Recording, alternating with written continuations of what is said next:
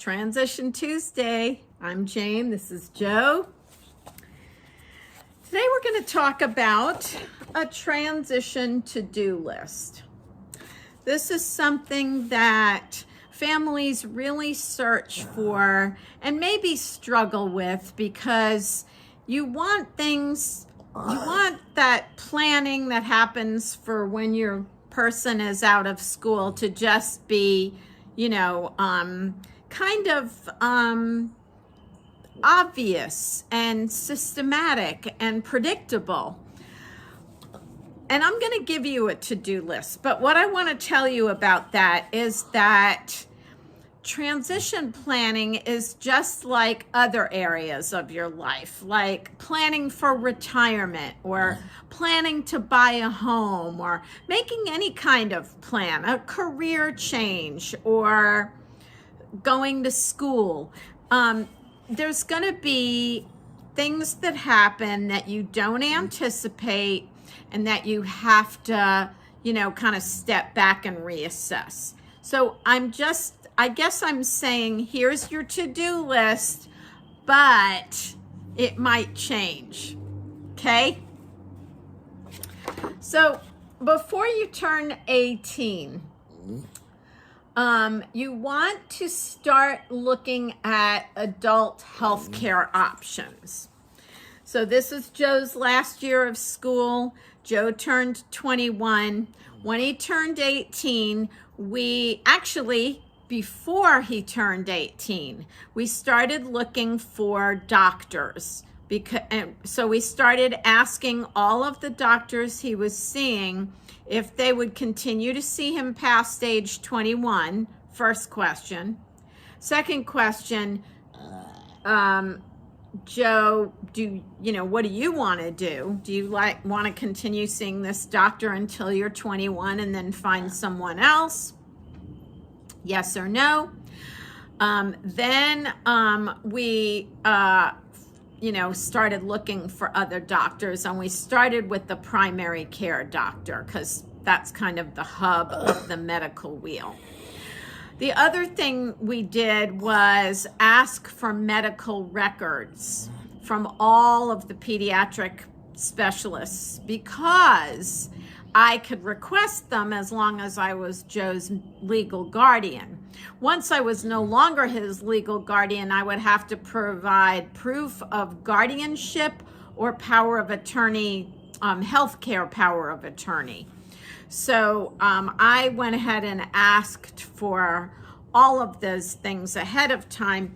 That was beneficial as well because we were also applying for Social Security supplemental for disability, which I needed to be able to prove that Joe had, these medical conditions that required doctor's care, starting from a young age to show that he had a developmental disability. Next, you want to have a system for documentation. So, for example, Joe has a comp waiver, which helps provide for direct support professionals and some other services. You have to have an accounting process because there is payroll. You have to do the scheduling, you have to do the payroll, you have to do annual performance reviews, you have to do all the reporting associated with the goals in Joe's ISP, Individual Service Plan. So there has to be some kind of filing system or documentation system of all that paperwork because it is a requirement. You will have an annual meeting. You have to be able to prove that you have, provided the services as required according to that provisions of the comp waiver. And then there's, doctors and, documents, taxes, all that stuff. Community support. Look around, start doing some community mapping before your person turns 18. Figure out what do they like to do in their community, and make sure that you are hooked in so that when that person is no longer in school, they still have things in their community that connect them. Otherwise, the person you love will become isolated and have no social outlets and nothing to look forward to when they leave school, and you don't want that. And then before they turn 18, what's the graduation plan going to be? You're probably already talking about that with your school staff if you're still in school. Your teacher, your case manager will want to know this because the school is doing, projections for the next school year, and they'll want to know, is your person going to take the option of graduating and then moving on to a post-secondary program, an education program, an employment program, or are they going to take advantage of school services for as long as they can? In our case, it would be until the semester of Joe's 22nd birthday. So those are things that you can start looking at well before age 18 because you have the time. You have time to change your mind. You have time to really investigate things. And, not that you can't change them after the person turns 18, but it's kind of like a good way to start getting on that. It's kind of like, some people do day hikes along the Appalachian Trail. They don't do the whole trail from beginning to end. That's what I'm talking about. Some other things you can do. Driver's license or a state ID. You can apply for that before the person turns 18 because then it's a little bit easier because you're still the guardian. If your person with a disability is going to drive, that gives you time to look for programs and assistance. There are accommodations for driver's license tests. There are programs to help you learn how to drive. There's all different kinds of things that you can do. If they're not going to drive, then a state ID is important because when they turn 18, they have to have some kind of ID to apply for various programs and services. SSI, supplemental, we talked about that a little bit. If you are not already within the income guidelines for SSI for your family to cover your person with a disability, then when that person turns 18, they can apply as like they were living on their own and your income no longer counts. So, waiting until they turn 18 is a good idea because then the disability carries more so than the family income. But there's a lot of prep work that has to happen when you make that application. You have to have copies of, birth certificate, state ID, IEP, most recent psychological, you have to be able to show that this person has had this condition from a young age to be eligible for disability services. And there's a lot of paperwork and organization involved. And the sooner you get started on it and peck away at it, the better. Then you need to make that decision about whether or not you're going to do guardianship or power of attorney. If you're going to do guardianship, you can start looking at where do I get this done? Usually it's the probate court in your county. How much does it cost? What do we have to do? What is the process? When should I apply? All those things. And with power of attorney, same. What's involved in this? Do I need an attorney to do this? How much does it cost? Where do I file it? Do I need to file it? All these different things. So if you start looking at them before that 18 birthday, when, you know, the rules change, now your person is a legal adult, it's a little bit easier to get these things done. And you get to check them off your to-do list, which is one of my favorite things in the world to do. And then you want to look at the Now Comp application. Again, those provide services like Medicaid and insurance pay for medical expenses, and some durable medical goods like diapers,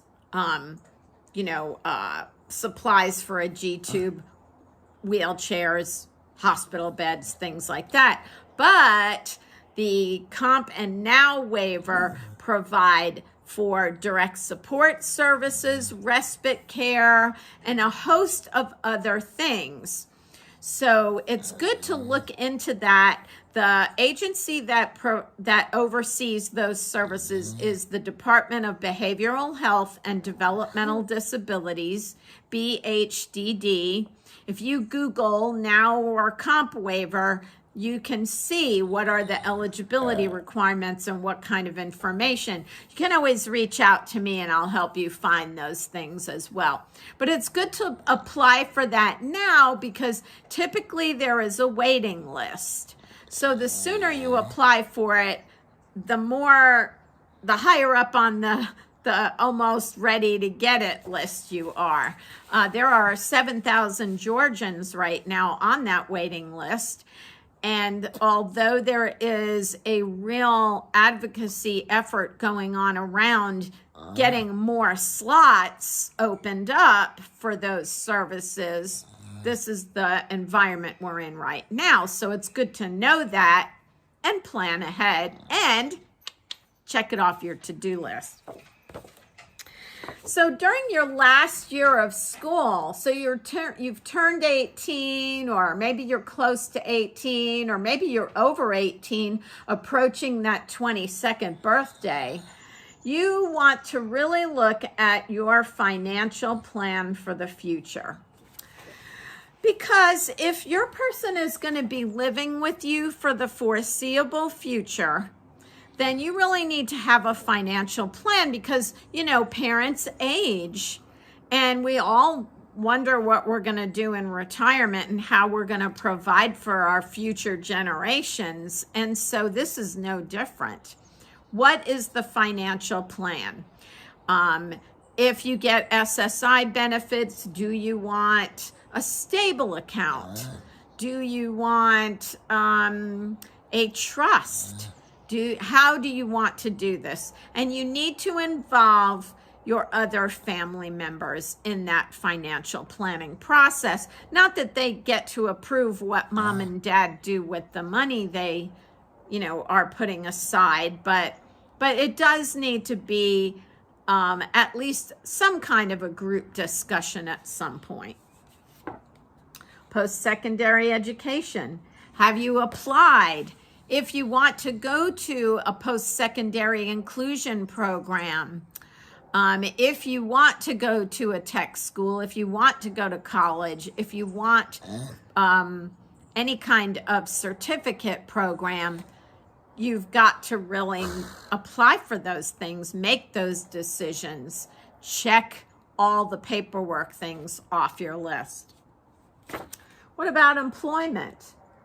If you're a person with a disability, you absolutely can have a job, but you may need some assistance with maybe a benefits navigator to help you make sure that you don't go over income limits to keep your Medicaid benefits and your Social Security benefits. That's an important consideration. Now, some people may not need that, but some people do. And then also, do you want to work with Voc Rehab who can give you job training and assess your needs as a person with a disability in the workplace, and even help you get things like supported employment, which means you have a job coach to help you learn an employment skill to get a job. And they also have lots of resources with helping you find a job. So, that's something to think about.